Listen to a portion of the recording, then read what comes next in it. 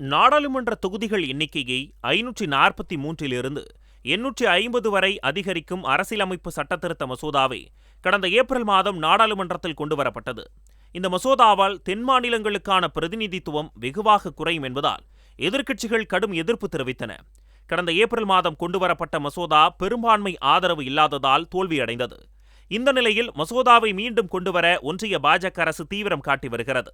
இதனிடையே பெரிய மாநிலங்களில் மக்களவை தொகுதிகள் எண்ணிக்கையை 50% உயர்த்துவதற்கான புதிய பரிந்துரைகளை பிரதமருக்கான பொருளாதார ஆலோசனைக்குழு வழங்கியுள்ளது குறித்து தி ஹிந்து ஆங்கில நாளிதழ் செய்தி வெளியிட்டுள்ளது.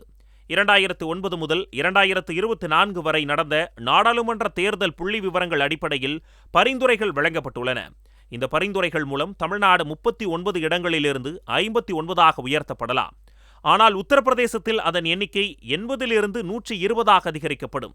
இதன் மூலம் எந்த மாநிலத்திற்கும் பாதிப்பு ஏற்படாது என்று பிரதமரின் பொருளாதார ஆலோசனைக்குழு சொல்ல முயற்சிக்கிறது.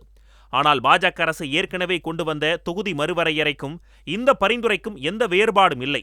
இரண்டுமே ஒன்றுதான் என்று கூறப்படுகின்றன.